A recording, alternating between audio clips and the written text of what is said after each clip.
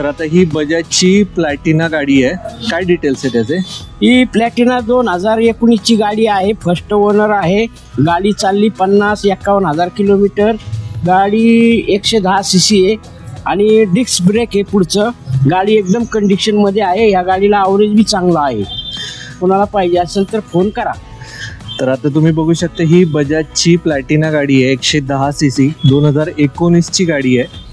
गाडी साधारण 50,000 किलोमीटर चाललेली आहे. गाडी MH14 म्हणजे पुणे पिंपरी चिंचवड पासिंगमधली गाडी आहे. गाडीचे टायर आणि गाडीची ओव्हरऑल कंडिशन तुम्ही बघू शकता, एकदम चांगल्या कंडिशनमध्ये ही गाडी तुम्हाला बघायला मिळते.